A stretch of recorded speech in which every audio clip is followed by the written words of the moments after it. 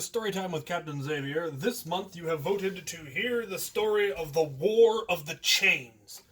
The War of the Chains was fought between the loyalist forces of Duke Sir Captain Xavier de Normandy and the traitorous forces led by the usurper Sir Stephen Vydatha of House Vydatha, who was Captain Xavier's Chancellor until the rebellion. And to truly understand the history behind this war, you will need to go into some backstory about the group in general. This was in the Empire of Adria, specifically the Duchy of Alhambra, which had been formed when the Duchy of Futuna kind of dissolved. The leadership at the time decided they didn't like how Adria was running things, so they were going to form their own organization, and things went south, and there was kind of basically a revolt against them, and they were kind of told to go start your organization. We're going to stay here and play our own game. And I and Sergeant Kyle played both games. We were like 19 at the time, maybe 20. Didn't give a hoot about the politics and just wanted more people to fight. And having two organizations meant there were twice as much people for us to fight. So we did that. And in Adria, in Alhambra, nobody actually wanted to be the crown. Nobody who stayed really had any interest in being in power. They didn't enjoy power. They didn't enjoy any of the politics that came along with it. We really hadn't gotten really involved in imperial politics at that point, but we didn't even really have local politics that we really cared about. But somebody had to be the crown, and in order to be the crown, you had to be a knight, and we didn't have very many knights. We were still a fairly small organization. We were never really a huge organization. And so it was pretty much agreed amongst the notable knights in the empire, or in the duchy, that they were just going to have to take turns. And the first to step up and help us through that whole political upheaval of Futuna leaving and Alhambra becoming a thing, and all of the politics, the nasty politics that went on there, were Dame Amara Vydatha, Stephen's wife, and Sir Mikos Douglas, quite probably the most honorable and chivalrous man I have ever had the privilege of calling a friend. And they helped us get through that. And afterwards, it was basically just, all right, people need to take turns. And so the next people that stepped up were Bishop Guillaume Marchand de Fleur and Sir Hamish MacLean. And they fought over it. Neither of them really wanted it, and so they just decided to fight for it, and Hamish ended up winning, so he ended up the Duke. I believe I promptly declared war on him, which led to the War of Two Knights, which was very similar in some respects to this war. But after that, it was well known that it was Sir Stephen's turn. He didn't want it, but he knew it was his turn. But he hadn't declared yet. And he was kind of dragging his feet about declaring because he really didn't want it, because none of us really wanted it. At this time, I think I was like 20. I was still full of piss and vinegar and wanted to fight everybody and wanted to play the unchivalrous pirate and all of that malarkey. And since he hadn't declared, I decided it would be funny if I declared against him to get him to declare. And then we'd end up fighting a war, and he would absolutely trounce me because nobody was going to side with, the 20-year-old unchivalrous pirate schmuck. But the joke was on me. Stephen didn't declare. And since I had declared, that meant I was stuck with the job. Which was... it was well played on his part. I walked into that just head first, and it was magnificent. Apparently, he danced through the house when I declared, because he knew what he was going to do. He did agree, however, to become my chancellor, which is the person who really does all the work anyway.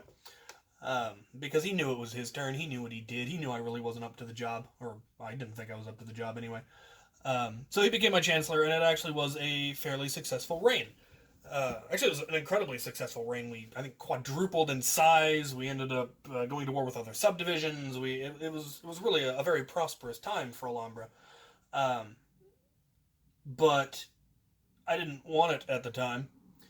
And then that summer, right after becoming Duke, that was the summer that I went to Wisconsin and spent the summer at working at the Ren Fair in Kenosha. And while I was there, I forgot to send in my membership form. It's due in July, I believe, and I was there in July, and I had it in my car, all filled out, had the check, ready to go. Just forgot to ever put it in the mail. And it turns out you can't be the Duke of a subdivision in the Empire of Adria if you were not a paid member of the Empire of Adria.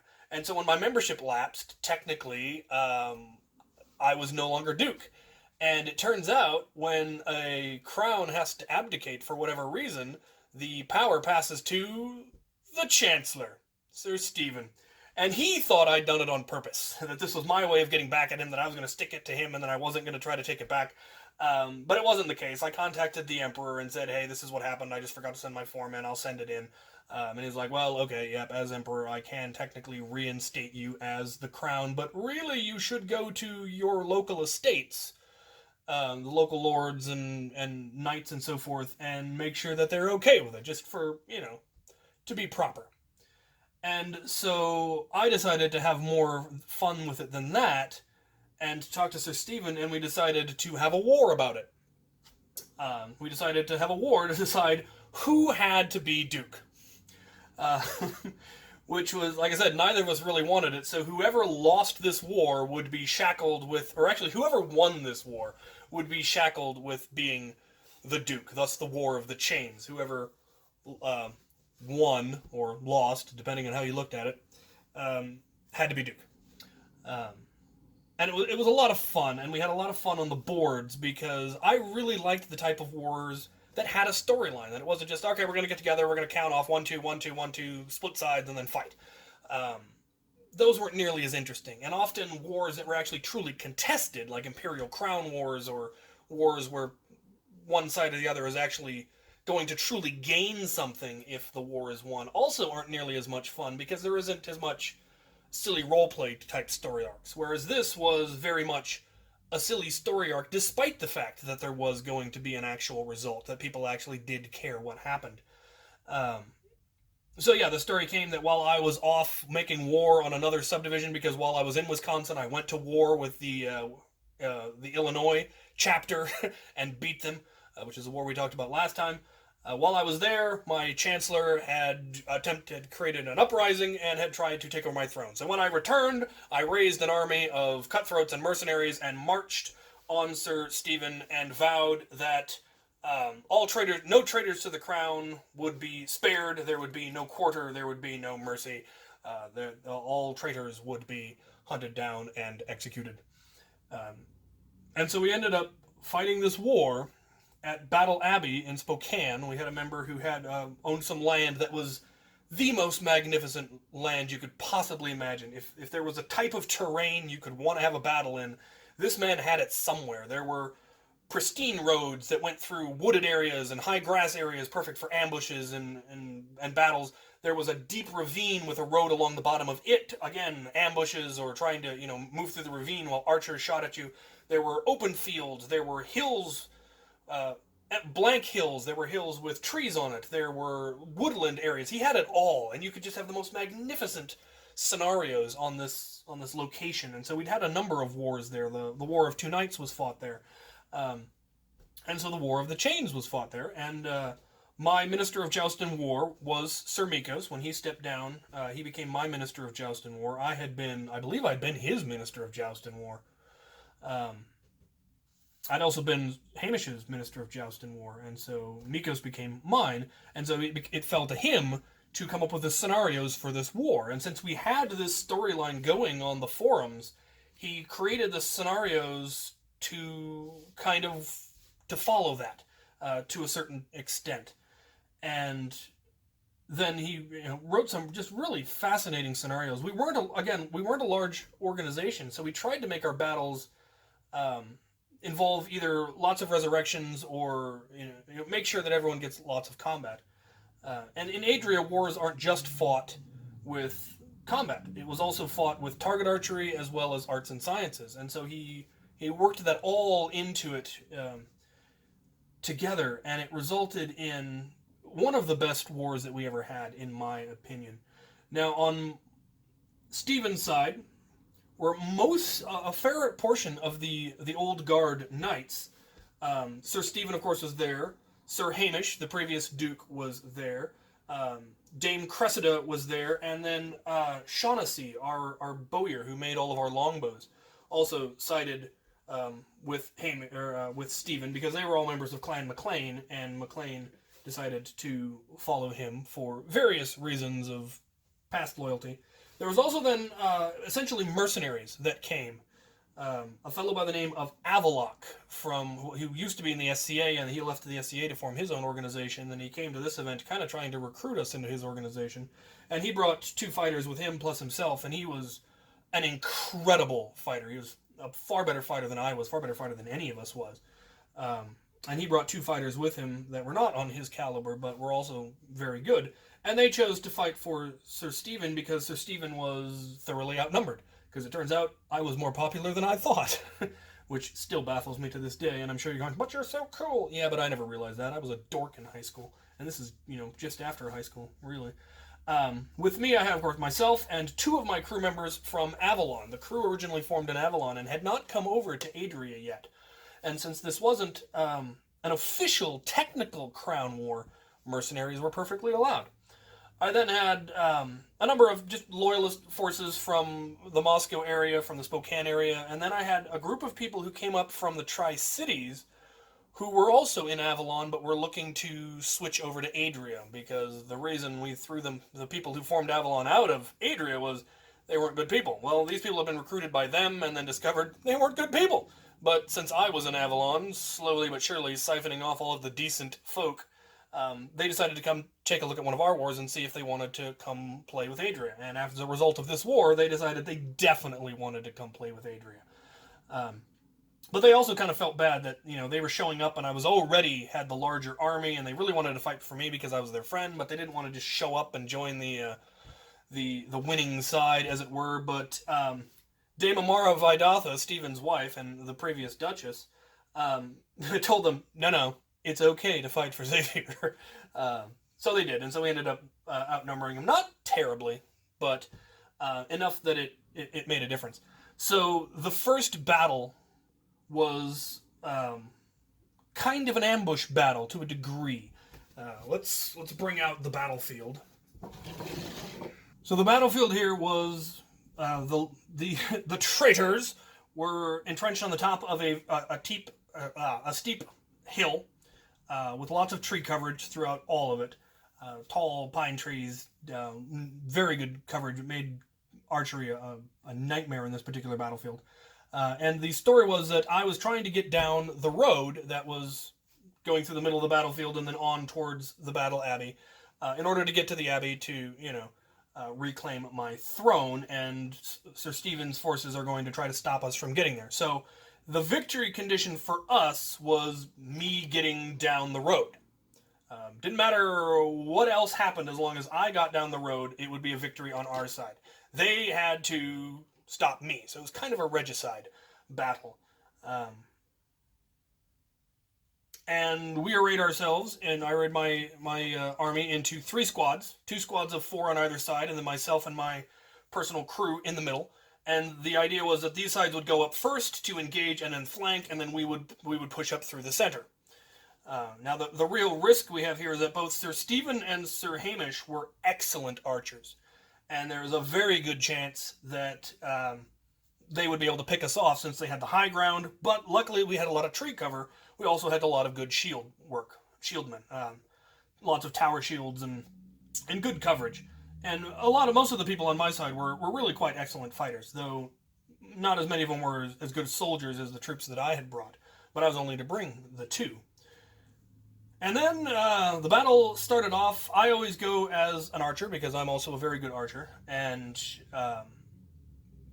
I'm usually in the back so that I can see what my troops are doing and can lead from there. And so, I can pick off the most dangerous targets if possible. And they were definitely not going to present themselves easily, or we didn't expect them to do. And then Avalock, for reasons we still don't fully understand, decided that he was going to charge down the hill all by himself and take us all out. And I fought him earlier that day to qualify him and make sure that, he was okay to fight in our organization, because fighters from one group don't necessarily fight well in other organizations. And he was really, really good. And so I wasn't concerned that he would be able to take out my whole army, but if he took out any portion of it, it could be a problem for us. And if he broke up our formations enough, then Stephen and Hamish would be able to start picking us off. And so I really wanted to stop him. And Hamish and Steve warned him, like, no, don't go down there. Xavier's going to shoot you in the head. But he's like, no, combat arrows are slow. I'm fast. I can dodge them. And he got about halfway down the hill, and the fates aligned, and there was an opening in the tree coverage, in the coverage, exactly where his head was. And sure enough, ping! I shot him right in the head, and you actually could hear his helmet ring. So he went down on the middle of the field, and then we executed our maneuver, and it went perfectly. The two side units went up and hit either flank and pushed them back, and then me and my men hit them right in the center and broke through without much trouble. I don't know. I think I shot Hamish, and I might have gotten Steve. I know I hit a couple of them. And I really don't know what happened with the rest of the battle because, as was stated, our victory condition was just me getting through. So my men charged up and engaged them on either side, pushing them back, so they were now surrounded in two groups.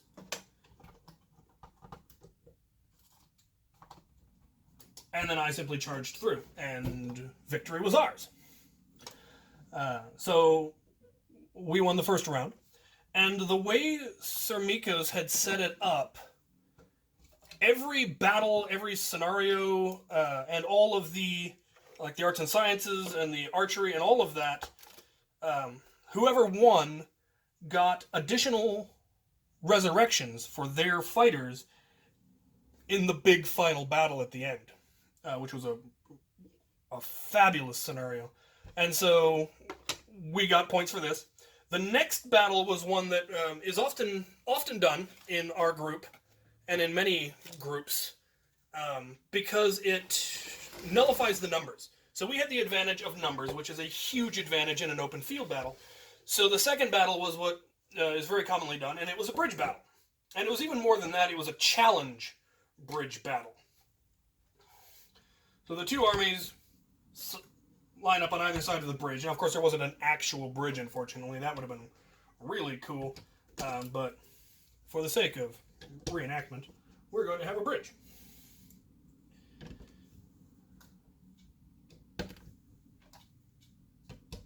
And in this particular battle, each side sends in a fighter to fight on the bridge. And once one of those two are defeated, then that army sends another person. And you keep doing this until, I don't remember if it was timed or if it was until one side got a certain number of kills or until one side was completely out of troops. I don't remember what exactly the end condition was. But two people got out and fight, and as soon as one was eliminated, then they sent in somebody new. And this is where Avaloq really showed us up because he was far better than any one of us. And I think he went all the way through my army all by himself until he got to James. Now, James was 13 years old, which was the minimum age to fight. He was tiny, but he was scrappy. And for better representation, Avaloq was actually armed with a polearm. And he really knew how to use it. And yeah, he was just chewing up my army. And then little James comes out. And he has a small shield and a short sword up against Avaloq with his polearm. We expected this was going to be a really short fight. But we had also taught James how to fight against a polearm. And being 13 and, you know, how young fellows are at that age, he had absolutely no concept of fear. And he charged straight at him. And he managed to hook Avaloq's polearm with his shield, pinning it. Avaloq ended up retreating in a J, so they actually ended up switching sides before James was finally able to ride up his polearm enough to drill him right between the eyes with his sword. It was an absolutely perfect execution of rushing a polearm and was absolutely clean as you could possibly want. There was no question what the outcome of that fight was. Yeah, at that point, we weren't able to catch up to how many people Avaloq had managed to defeat, because, like I said, he went through everybody, including me. And we then were able to get our own back and get some victories in, and but we weren't able to get enough to really take the battle. And it wasn't a matter of win or lose. It was however many kills one side had, that was how many additional lives they got in the final fight. So it added up real quick. But we managed to take the archery, we took most of the arts and sciences, we took the champions battles. And so when we got to the final fight, my side had a lot more extra lives.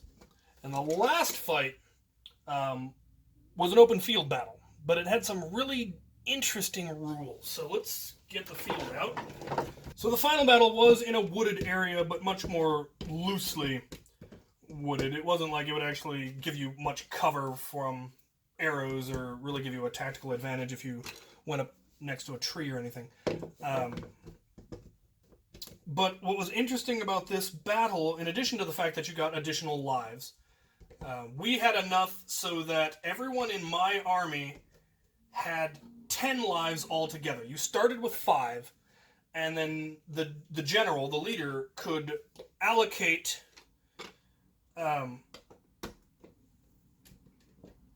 additional lives as they saw fit. So each side was just given a lump sum of extra lives, and the leader got to dole them out accordingly, and then it was marked on a strip of duct tape on your helmet how many lives you had, and every time you went back to resurrect, they would mark you off another life, and then once you were completely out of lives, then you were completely eliminated. Archery was not allowed in this battle. This was melee weapons only. And there was also the added rule of it was possible to take prisoners.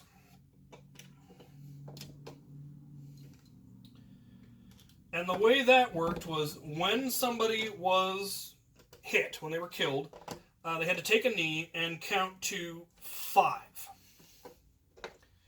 And if in those 5 seconds, or in that count of 5, an opponent was able to, 2 opponents were able to grab you,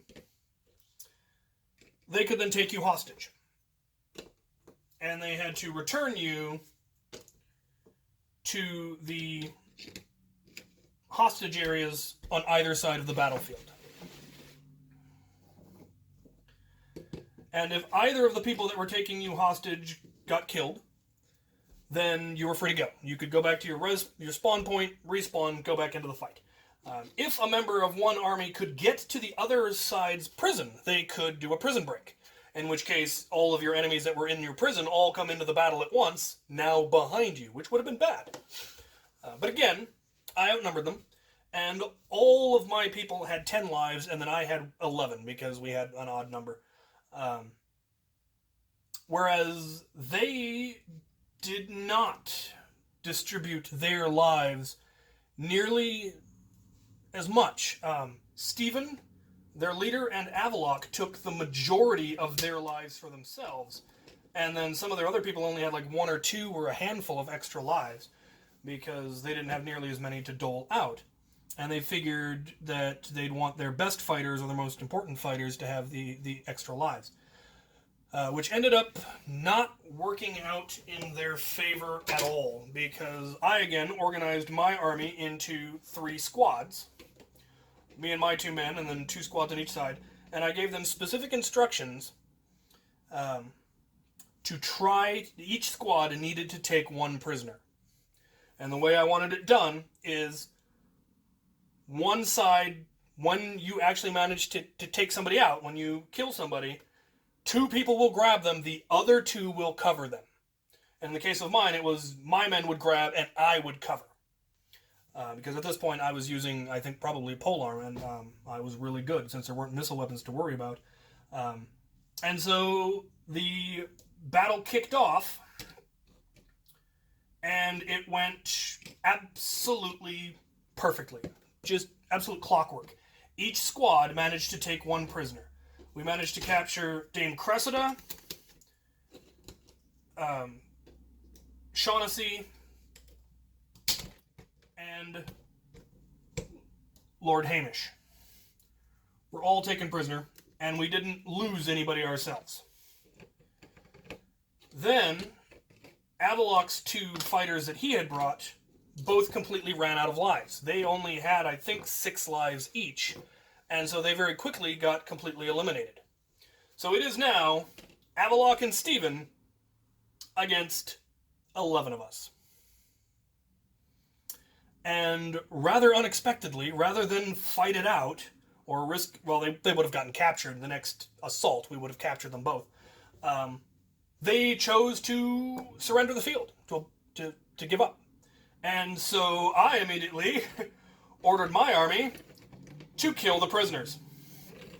Because, if you recall, at the beginning I said there would be no quarter given to traitors to the throne.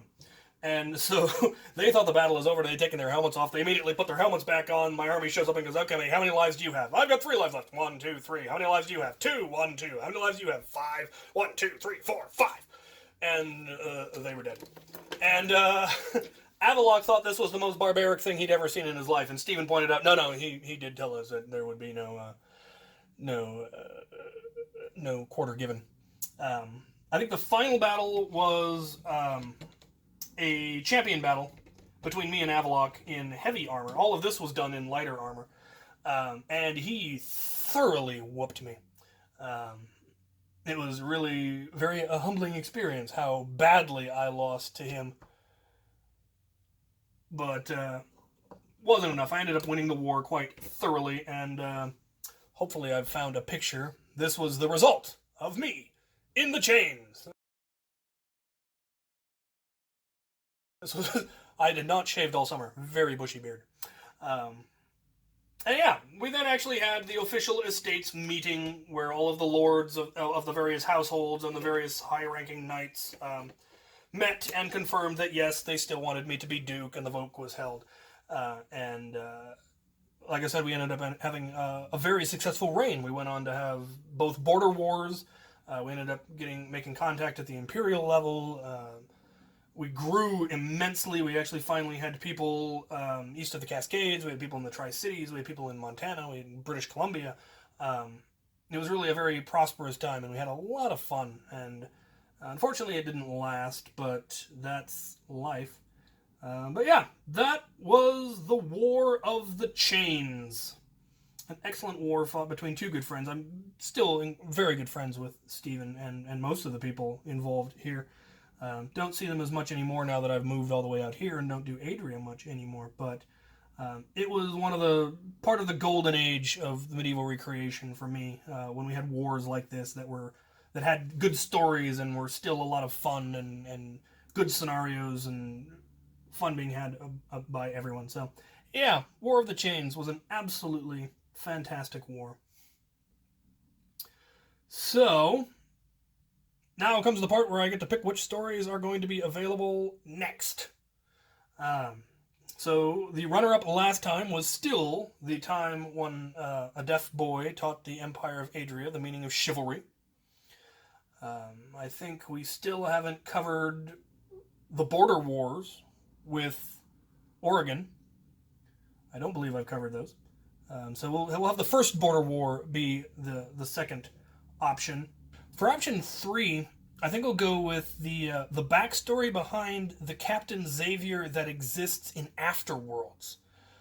His backstory actually bleeds over from WSU's HVZ. And that was something that I talked to Pete, the story writer for Afterworlds, about on my first Afterworlds.